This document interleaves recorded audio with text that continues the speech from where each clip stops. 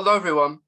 Welcome back to the podcast. In today's episode, I'm joined with Ben, and today we're going to be speaking about Ben's journey of autism. And yeah, it's going to be really awesome to speak to Ben today. So, Ben, it's great to have you on the podcast. Would you mind introducing yourself? Yeah, it's great to be here. Thank you for having me. My name is Ben Pearson. I'm the owner and founder of Big Clothing for You, and I'm autistic. I was diagnosed with autism from a young age, and I always was the kid that never fitted in. Mm. But I never fitted in because I was somebody different. I wasn't just your mundane sort of typical person, and that's why I've been able to do things that other people haven't done. I wouldn't say they can't do it because that's unfair on other people, but they haven't done it, and I have, and I think that demonstrates a natural gift to autism. Yeah, it is because like it's good when you do stuff you want to do, isn't it? And like because autism can face many barriers, but like do you think that it doesn't stop you from doing like the things that you want to do? It's a good question that I think it tries to stop me every day. The anxiety, it's we have to overcome more barriers than your average person because of the traits of why we're on the spectrum. But yes, it stops me, but I think it also has the flip side, which is the determination is greater. So I think if you can overcome the anxiety of doing something, like I'm going to go and do a talk next week, and this morning my anxiety is saying, no, don't do that. No, you don't want to do that. And trying to, the devil sort of comes out and starts coming up with all these reasons as to why I shouldn't be going and what's scary about it, and it in the mind. And because it's not physically, or it's not actually happening, or it's not in the moment, I can't actually deal with it. Something in the moment, those thoughts, if they physically happened, I could actually deal with them. But because they are not happening, they're just in the mind. So the only thing I can do is challenge those and challenge that anxiety, which is driven by fear, and comfort myself by knowing that it will be okay. And then I have to justify my mind. So I have this ongoing battle of the mind that I have to deal with. And Born Anxious, there's actually a brand out there called Born Anxious, and I think it's fantastic because it just sums up a lot of people like myself and other people that are on the spectrum. We are born anxious, and we're constantly having to challenge those thoughts. Yeah, it's I completely agree with what you're saying because um like um born anxious, that's great because it's like you say, it says it in the name, doesn't it? You're Yep. born anxious. And with what you said about like for things at the moment, I completely agree because I hosted an autistic talent show just before Christmas, and I was say I was quite confident about doing it, but as soon as I'm up there straight away, and I'm nervous because you got everyone staring at you. If you do that thing like that, or when you do a talk, which is I prefer especially I prefer doing it online sometimes because you haven't really got everyone looking at you. You can just do it naturally, even though you can in person, but I just feel it's a little bit harder. Totally agree, and that brings me to the Dragon's Den, and that was one of the sort of biggest challenges I've had fighting myself. Wanting to turn around, but I don't think I know what actually got me to convince this fear in my mind that it was okay, was that I knew before everything that I have in my mind has never been as bad as what's in my mind. So the biggest challenge is convincing myself that it'll be okay. The hurdle in my mind is always a lot greater than the reality. So when I got there, the rehearsing, because there wasn't enough pressure, and this is something that I often speak about actually, pressure. So I thrive on pressure. The more pressure, the better I perform. The less pressure, the more complacent, the more slack that I get. So in the rehearsals, I was just really making a a bit of a fool out myself, to be honest. And the executives, like the BBC directors and stuff, were asking me certain questions and getting me to say part of my pitch, and I was just stuttering. Oh, it was just a right mess. And yeah, I had sort of like sweat running down my back, and I was just really getting myself in a right state. And I just turned around to the lady that was helping me on the day, like my assistant. I just said, look, it'll be absolutely fine. Mark my words, when we go live, I just switch on. And I could just see everyone just like, oh, I'm not sure if we're going to be able to air this. I'm not sure if this is a good one. And then I just sort of kicked in, and I knew I would. As soon as right, this is live. As soon as I sort of walked out through that lift, I was just basically just on fire. I didn't miss a beat. An hour and a half, I didn't sort of crumble at all. And I got grilled by 5 of the UK's, well, renowned for being the best business people. And I got grilled intensely. And I think they were quite taken aback by the response that they received, and it was very direct. And I think that the great thing about it was that we were all on the same level, in a sense that you know, maybe not financially or experience wise, but the actual level we were speaking on, we were all sort of understood each other. It actually made it really flow quite well.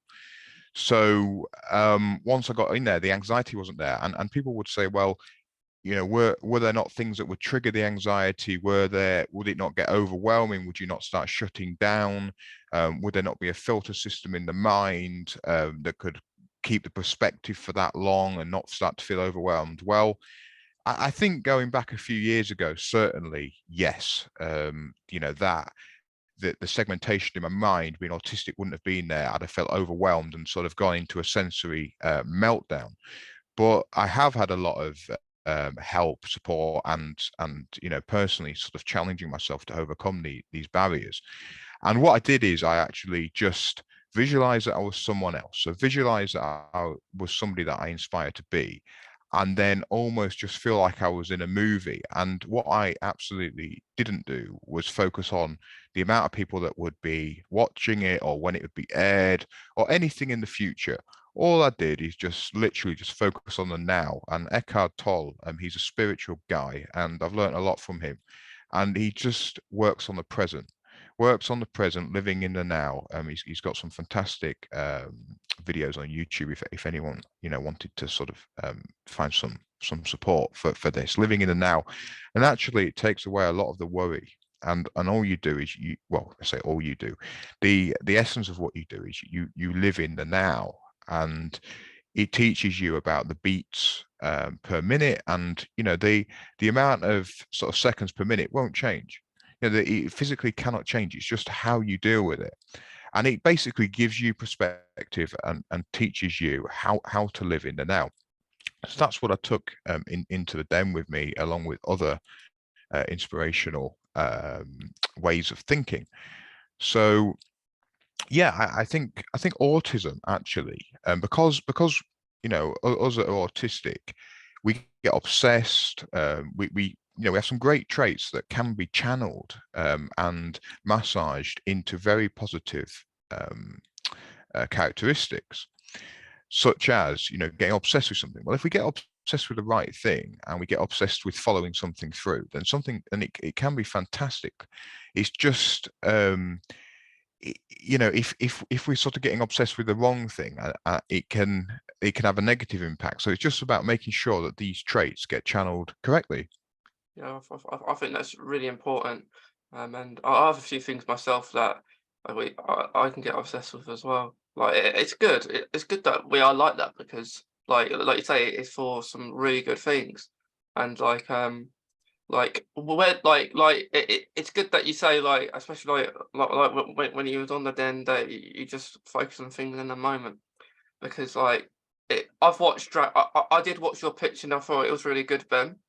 Um, but when I've watched it in the past, and I imagine when you've watched it in the past, you kind of feel like so sometimes like they can be really nice, or sometimes they can be not very nice.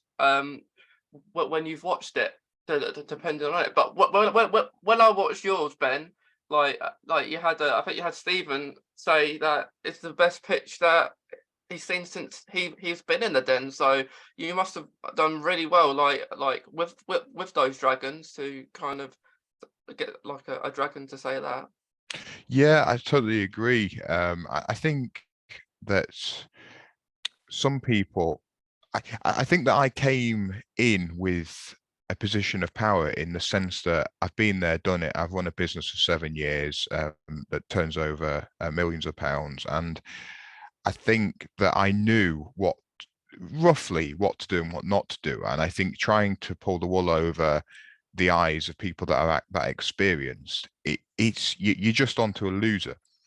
So I think when they started sort of scrutinizing me on the stock value, and things were not adding up with the stock and the balance sheet, and Sarah Davies was saying, well, the reason for her going out was that there was very profitable business, yet the director's loan account has remained high. It doesn't add up. Well, yeah, they're not silly. They can see through, and I think that the fact that I was quite transparent with them and straight to the point, not trying to sort of polish anything up, because I just end up in a cobweb, basically just a tied in knot. So yeah, I was open with them, and that's how come I think Touker thought, well, actually, yeah, things are not, as he said, things are not what I make them out to be. Well, yeah, maybe not, but I did, declare truthfully the answers to their questions. So I think that's why I received the investment I did, is because they thought, yeah, I can actually work with this guy. It's that I didn't actually tell any untruths. They just interpreted what I said in a different way to how I perceived it. So yeah, I think on that basis they thought, great, this guy's really candid, and let's take a punt. Yeah, yeah, and because how like because I saw, but before you went in there, you kind of aim was to get Tuka to be to get him, but what because in there, how was you feeling when I know Tuka was last and you got Tuka, but how was you feeling when he was the only dragon left? It was like a 50-50 kind of situation, really, wasn't it? Because you could have got him, or you could have walked away with nothing really. So how was you feeling when every rest of the dragons departed you, and then you got two could just left? How was you feeling then? Yeah, do you know what? I'm a massive opportunist, and I do believe in the universe. And what I mean by that is that I believe if you force things, then you end up with an unnatural position because it's forced. And I'm just an opportunist. So when I'm presented with an opportunity, and I think, oh, that there might, that I don't know what the consequences are of that. I generally just roll with it. And the Dragon's Den, this is the thing, the amount of people the amount of people that contacted me afterwards and said, how do I get on Dragon's Den? Well, I never even tried.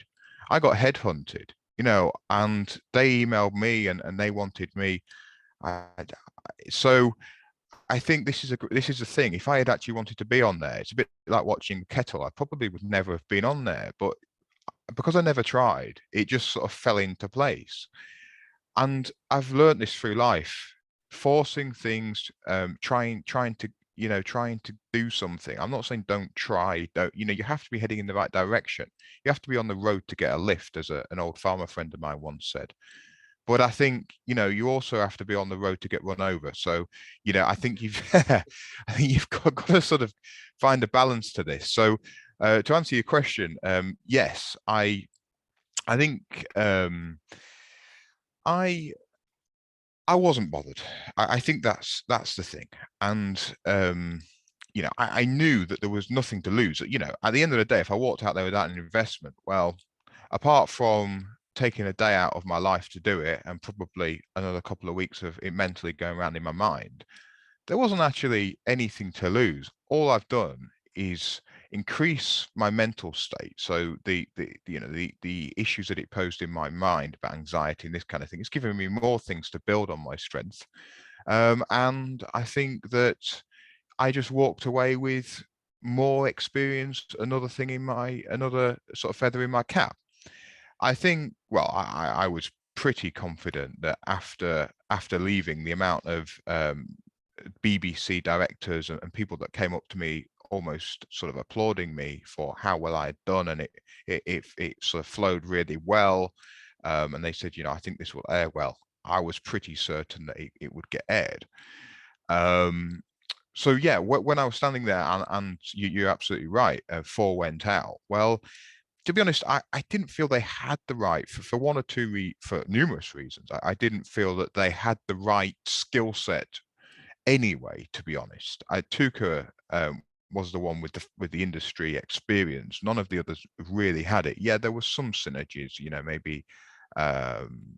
Maybe Stephen with his social network and things, but it wasn't quite there. I know they probably had some contacts, but Touker was the one, and I thought, well, at the end of the day, if Touker doesn't want to offer, that's probably due to lack of information. So what I think people what's different about seeking an investment in the commercial world, you go through an awful lot of the discussion process, the due diligence.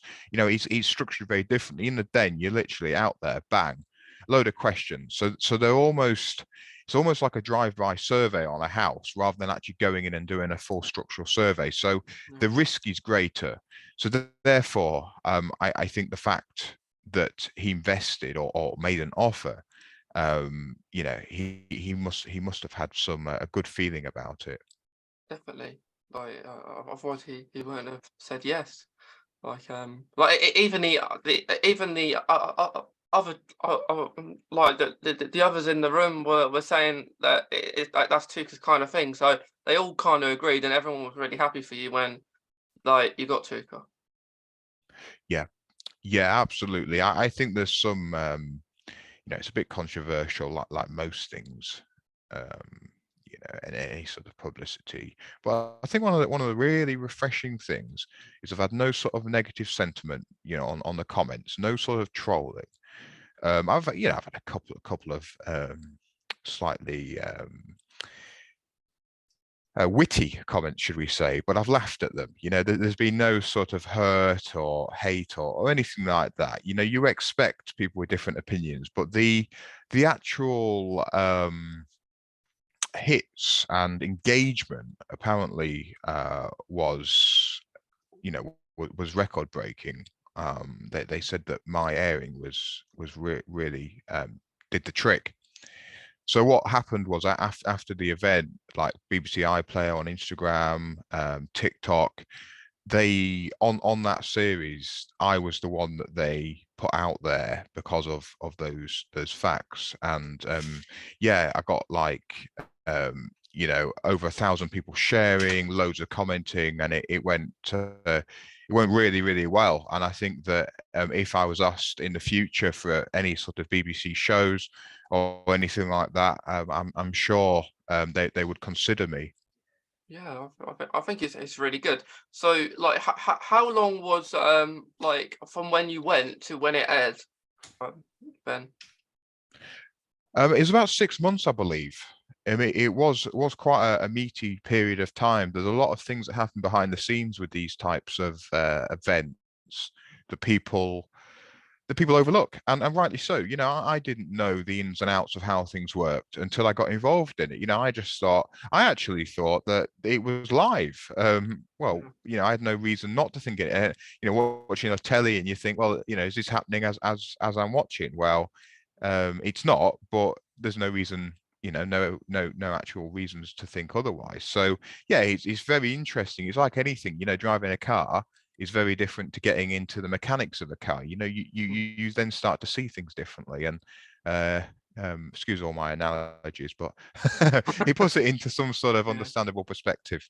Yeah, like I really like when you say that you have to push things because it's really important. especially when you are autistic, because we have to push things like everything, education, trying to get that support, and just trying to get your point across, like you did in Dragon's Den. Because if we don't try to do these kind of things, and like you're gonna maybe regret it maybe a bit later on. So it is really good. Absolutely, yeah. We never want to regret, and this is the thing. It being autistic, I do have a tendency just to say yes to everything.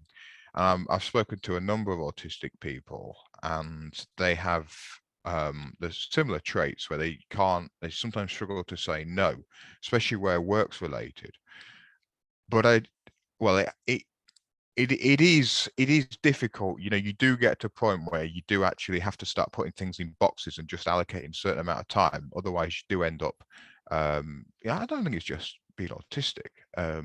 But I don't. I think that the other characteristics with being autistic feed this. So the reactions are greater. But I do think that if you take on too much, you can end up the old expression, bite off more than you can chew. And I do think that we have to be careful of this.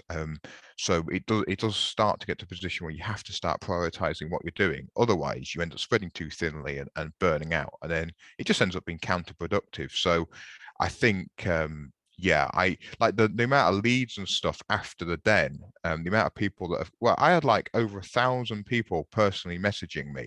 Even to this day, I'm still getting, comments and messages and people mentioning it. And what are we, a couple of weeks after airing? And it's, yeah, it was quite astounding, really. But again, it comes back to I wasn't expecting this kind of response. And I think because I was natural and just went with the flow, the humans related to it. It was relatable. It was like human friendly and stuff. So I think that was the reason why, or one of the reasons why it got such a reaction, because I wasn't expecting it. I think if I had been sort of forcing it, I want this to do really well, I can't mess up, I'd have been tense, I'd have been sort of, Yeah, I would have been then messing up. And I think this is the thing. It's like if someone's getting videoed without knowing they're getting videoed, they're a lot more natural, they're just a normal selves. But as soon as you bring a video out, it's that sort of psychological change. And once it's changed, you then start to or act a slightly different person. And I think that's the thing that comes from experience, is the more you do something, the more natural you get. And I've had I've been really fortunate actually over the last couple of years to have connections with people that are regularly in the news, do like TED Talks, and I can take inspiration from them. And they did actually help me on the day. I was texting them and stuff when I was in one of the rooms waiting to go on, and they're like, "Look, just chill out, just go with it. You got nothing to lose, everything to gain. Just be you." And I think that's why one of the reasons I got the response I did is because I was just me. And yeah, I think that being autistic is fantastic. They often say if you're friends with an autistic person, then you've got a sort of a friend for life because they're loyal. yeah, So yeah, I think everyone needs to see the positives in autism rather than focusing on some of the negatives. yeah. Um, I was thinking about this the other day, because I think like like everyone has their own journey. Like some people may, in their own experience, might have like a not very good experience, so they may think it's quite bad. But I'm like you. I always like to think of the good things, like what it can bring. And when you're diagnosed, it is hard, because you probably don't know what it is if you're diagnosed young. Um, like when was your diagnosis, Ben, of autism? Yeah, I think it was about 2000. Sorry, 2000. I think I was about 7. I was about 7 years Yeah, old when I got diagnosed, but I was in denial for many, many years, right up until I was probably about 17, 18. I was just like, and I couldn't see the differences. Because everyone was telling me it was a bad thing, I was like, I don't want that. It's like, if you're a bad smell, well, I don't want to be that smell. I don't smell. And I was sort of like in denial. But actually, um, I think the tables turned, and when I was like 18, I thought, you know what, actually, why am I getting so much stick for this? Why is this a bad people like Tom Stockman, who's second time world's strongest man, the guy that created Apple, and different people that are actually autistic. I thought, you know what? No, there's no longer am I gonna hide behind the curtain. I'm just gonna come out and be me. And Yeah. why should I sort of, it's just like someone without a leg. Why should they be treated any differently, in relative terms to someone with two legs? Well, they shouldn't.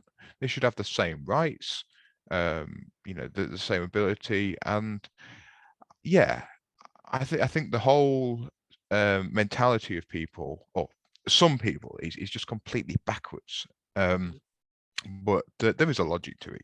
I've read up and read up about this, and it comes back to when we were apes and stuff like that. It's quite an interesting thing about dominance and weakness, and it does come down to the fear, the underlying fear in other people and their weaknesses that actually make them essentially become a bully, and that's why they didn't see a weakness in us because we're different, and so on and so forth. But yeah.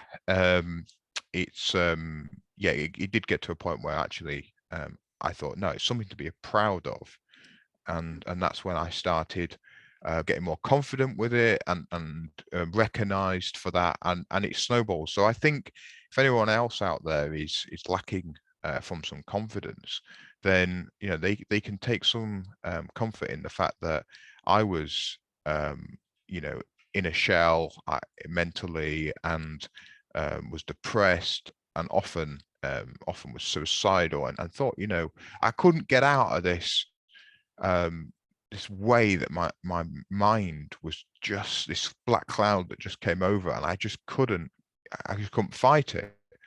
Yeah. But I think the only way to fight it is to physically start doing something, and just start moving forward, and just switch off from these thoughts in the mind.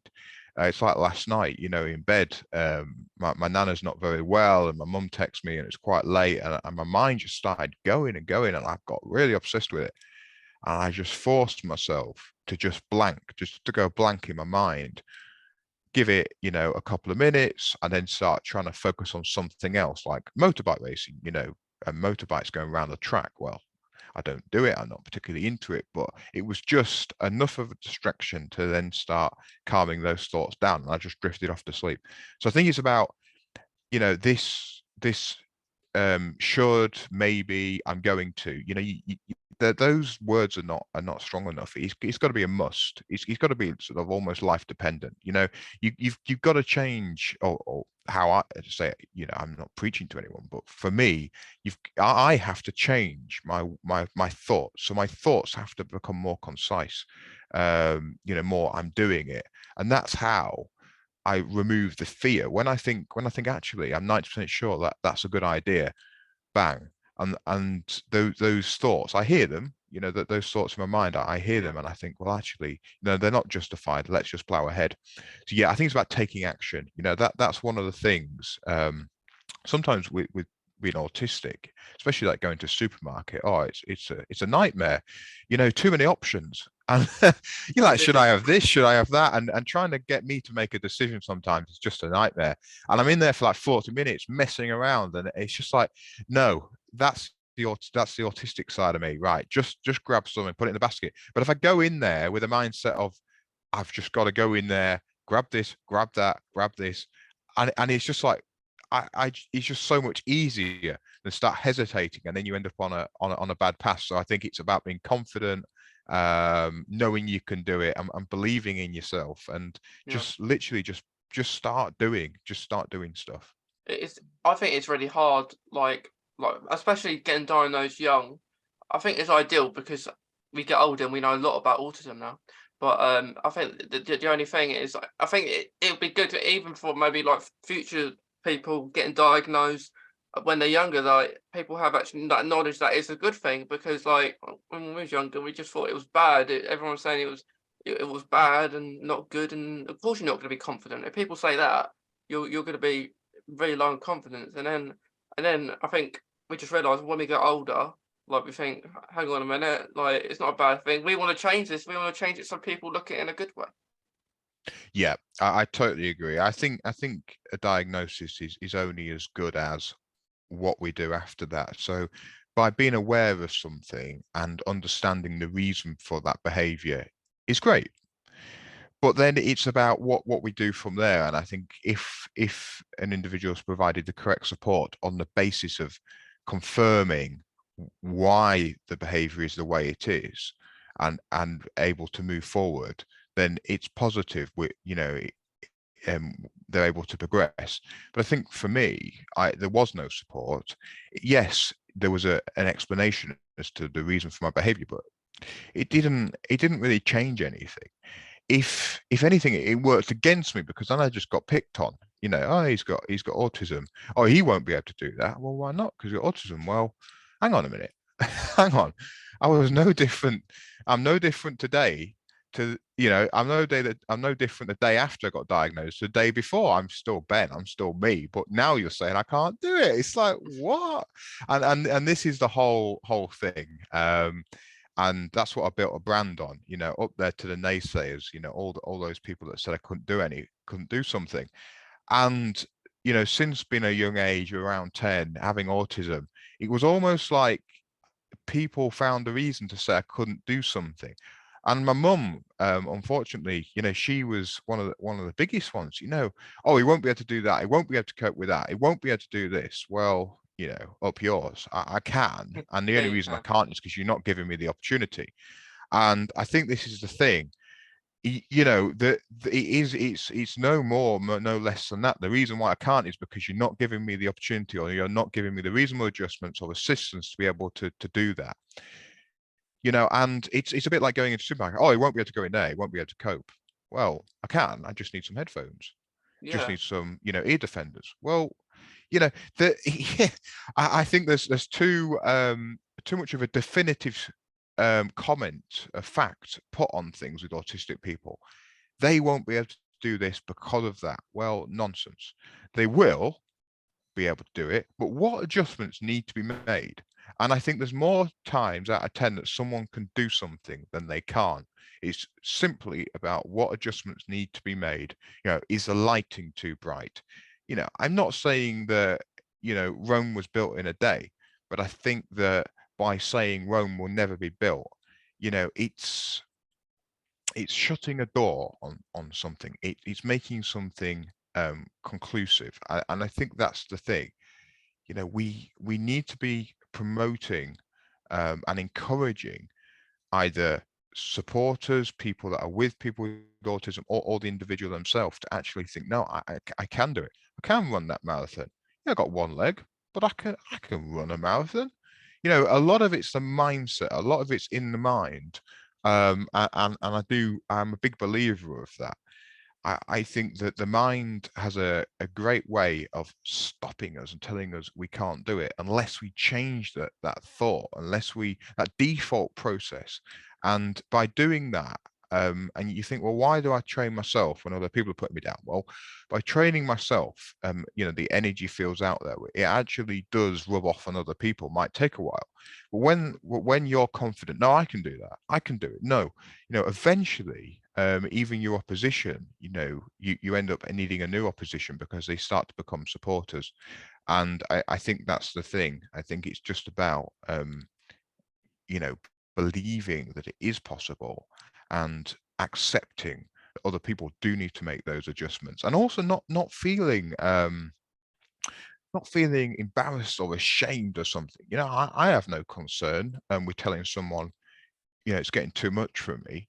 If people are running around and there's a lot of sort of commotion going on, I know I mirror people. I know I mirror situations, and I react quite quickly to things. So if there's a lot of sort of confrontation and aggression going on, I need to extract myself, or it needs to stop, because I'm then going to become agitated and sort of aggressive and stuff. So yeah, it's about knowing yourself and really ensuring that your needs are catered for, and other people are made aware as well.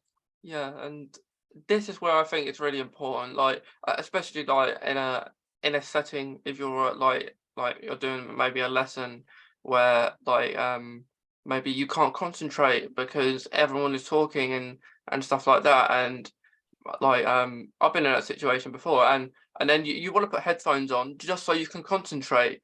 And I think it's really important when teachers understand that and they don't think that you just got it on because you don't want to do the lesson. You can still do the work. Well, maybe going to have a listen to a song, and I think that's where things need to be. I think that's really important, and how people kind of don't judge you for doing that kind of stuff, or like because really it probably helps you. Like music is one of the things I think really helps us a lot, because like you'll listen to a song. Sometimes for me, if I don't listen to music, I'm distracted, and I listen to it keeps you a little bit more on task. Yeah, totally agree. Music is a great thing, and I've always loved it. Yeah, music is great. I just wanted to ask last few things, Ben, like about eye contact, because how are you with eye contact?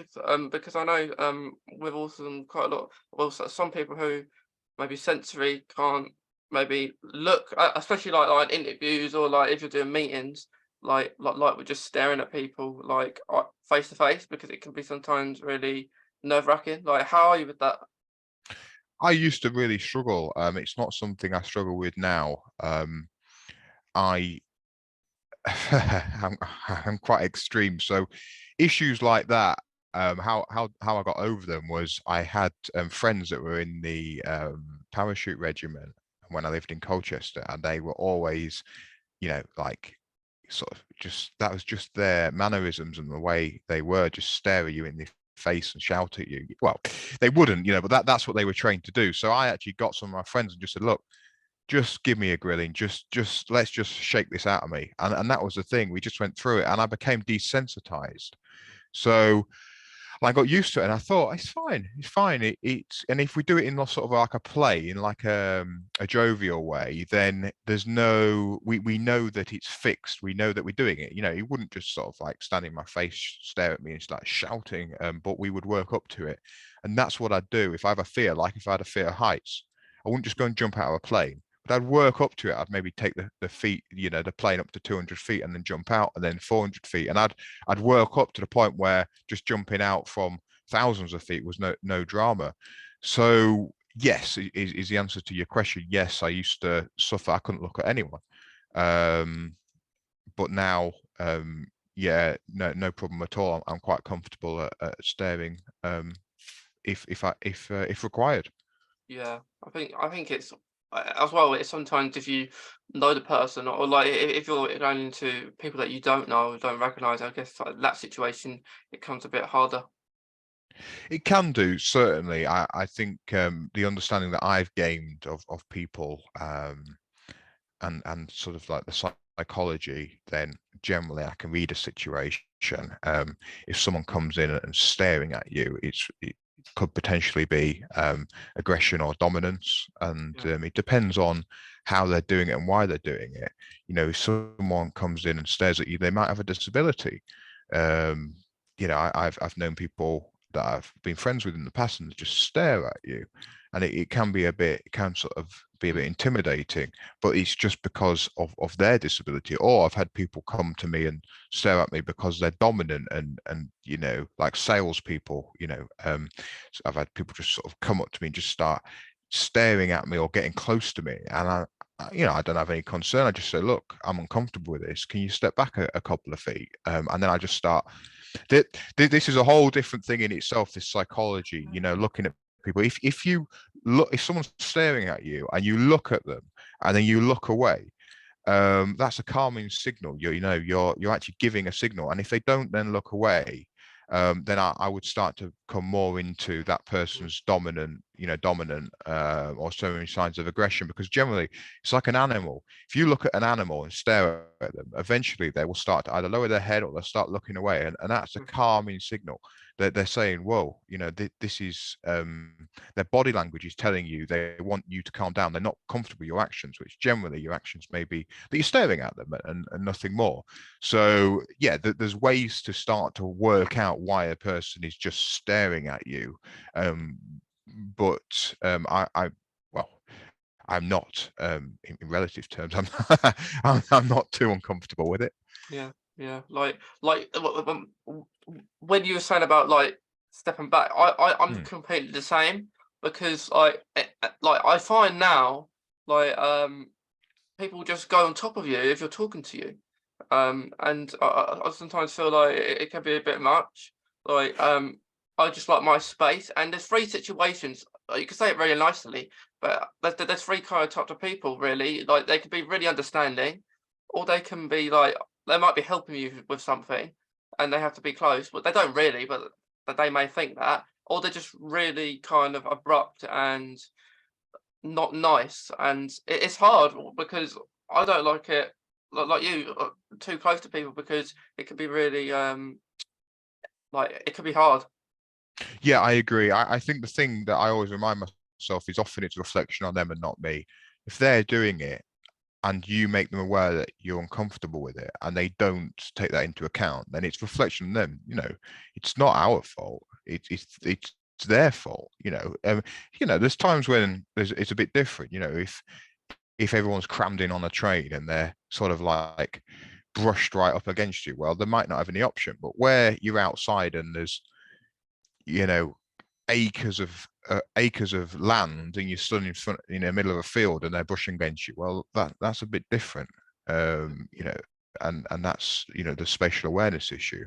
Yeah, like a situation how that happened to me, like late last year. Like I go to get like each month I get a Doctor Who magazine, and I went into Tesco's, well, and but, the magazine weren't there, but because I went the day it went out, and then the person it's come so close to you, so like them showing a picture of what it looked like and stuff, and then he doesn't find it in the end, but it's almost like he's there to kiss you or something like that. It comes to that things where it gets a lot much, where you're thinking like, especially like the pandemic, you think people would still keep a distance, because like when you're autistic, like some of us don't like that, and sensory as well. Like I don't like certain noises. Like I don't know about you, Ben. Like especially like people are eating and they bash on their plate really loud if they're eating something, and I think to myself, hang on, I'm not making any noise when I'm eating this, but someone else makes it like really loud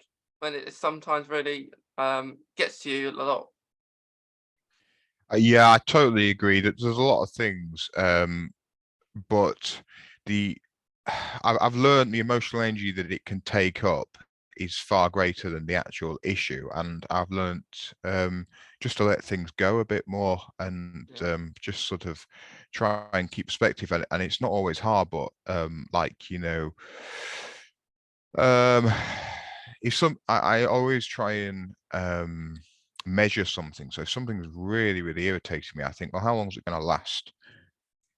If it's just 5 minutes, well, let it go. It's not worth the sort of the consequences of mentioning it and then feeling guilty, all the emotions that go on for 20 minutes. So just let it go. But if Yeah. something's sort of irritating me and I'm thinking this is going to go on all day, all night, then yeah, it needs nipping in the bud.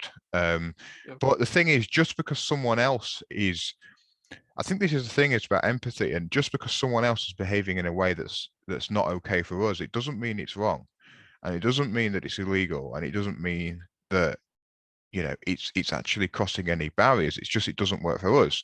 Someone could be sitting there in a t-shirt and we think they should be in a jumper and it's annoying us. Well, at the end of the day, they have a right to sit there in a t-shirt and not a jumper. So it's not affecting us, and it's the case of just weighing it up and just thinking, just let it go. And that's the thing. But if they're sitting there with a top off and it's indecent, then you think, well, actually, that is offensive. I'm not comfortable with that. I do need to address this. Definitely, definitely. And like I completely agree. It's really important to kind of address these kind of things. Like, you know, when someone does a cup of tea and and they put the tea bag in, and they're with the teaspoon, they're making a lot of noise, but like rinsing like all around in the cup. And sometimes it happens a lot, and sometimes I hear it from here, like a person that downstairs is making so much noise, and I'm thinking, so sometimes I'll say, just to address it, like some things don't require to make a lot of noise. So, for example, eating a yogurt. I like personally, I don't feel it requires to make a lot of racket, and it may be more racket for me because of the noises. I kind of identify them, and I think I'm just focused on them, and then I think to myself, maybe I should try and focus on something else. But it's really hard when it's just in the background. Yeah, I totally get that. Yeah, yeah. But last thing, Ben, I was just wondering because like we're big clothing for you. So like now you've got Touker on board. So like what happens now that you've got Touker on board? Does he just like is he quite involved or and stuff? Do you have to meet up with him a lot? Is that like how would that all work? Yes, I think it'll be Tuka and his team, and we're still in the sort of like the contractual process, so it's not actually gone to fruition yet. But I think once it does sort of get over that stage, then we'll be into the realms of assisting where they can. Yeah, I think really excited for you. I bet you're really excited. Yeah, absolutely. Yeah, really sort of ecstatic, to be honest. Yeah, well, that's really good. Maybe I guess good start of the year really for you because you've got like all these really nice comments. I know you said some mean ones, but like what you said, just focus on the really good ones, and like you're getting them all the day. You said. Absolutely. Yeah, it's been really good. Yeah, yeah. And last thing before we go, Ben, do you have any like final words or any advice for maybe other people just, that we can finish with? Yeah, I think keep it autistic. And what I mean by that is we don't want to not be autistic. We want to remain autistic, and we just want to tune it up to be the best that we can. Yeah, I completely agree. Just keep it autistic. And yeah, I love that, Ben, and it's been really good speaking to you. Like about your autism and everything that's happened in kind of the past 6 months, really for you, and and for all of us, it's just happened a couple of weeks ago. Yep, you got it, mate. You got it. Well, thanks, Ben. It's been really awesome speaking to you, and I'm glad you've enjoyed it. Great. Likewise. Speak to you again soon. Speak to you again soon. Cheers. Cheers. Bye. Bye.